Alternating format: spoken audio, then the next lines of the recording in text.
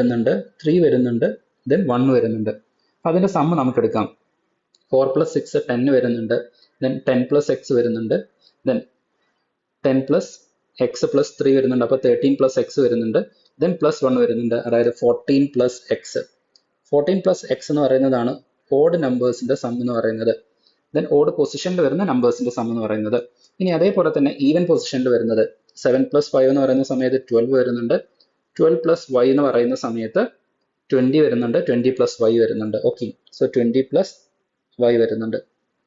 ഇനി ഈ ഒരു number this should be divided by 11 ആയിരിക്കണം. ഈ ഒരു നമ്പറിനെ നമുക്ക് 11 കൊണ്ട് ഡിവൈഡ് ചെയ്യാൻ പറ്റും എന്നുണ്ടെങ്കിൽ മാത്രമാണ് തന്നിരിക്കുന്ന നമ്പർ 11 കൊണ്ട് ഡിവൈഡ് ചെയ്യാൻ പറ്റും, അല്ലെങ്കിൽ ഇറ്റ് ഈസ് ഡിവിസിബിൾ ബൈ 11 എന്ന് നമുക്ക് പറയാൻ വേണ്ടിയിട്ട് പറ്റുള്ളൂ.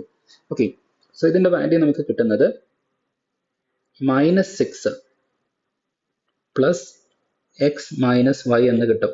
ഓക്കെ, അതായത് 14 - 20 എന്ന് പറയുന്ന സമയത്ത് -6 ആണ് വരുന്നത്, ദെൻ x - y വരുന്നുണ്ട്. This divided by 11. ഇത് 11 കൊണ്ട് നമുക്ക് ഡിവൈഡ് ചെയ്യാൻ വേണ്ടിയിട്ട് പറ്റേണ്ടതാണ്. എന്ന് വെച്ച് കഴിഞ്ഞാൽ x - y -6 ഡിവൈഡഡ് ബൈ 11 ആയിരിക്കണം. എവിടെയാണ് ഇത് കുറച്ചൊന്ന് ട്രിക്കി ആകുന്നത്? ഒറ്റയടിക്ക് ചിലപ്പോൾ നിങ്ങൾ എന്ത് ചെയ്യാം, x - y എന്ന് പറയുന്നതിന് 6 എന്നുള്ള വാല്യൂ കൊടുക്കാം. അപ്പോൾ 6 എന്നുള്ള വാല്യൂ കൊടുക്കുന്ന സമയത്ത് നമുക്ക് എന്ത് കിട്ടും?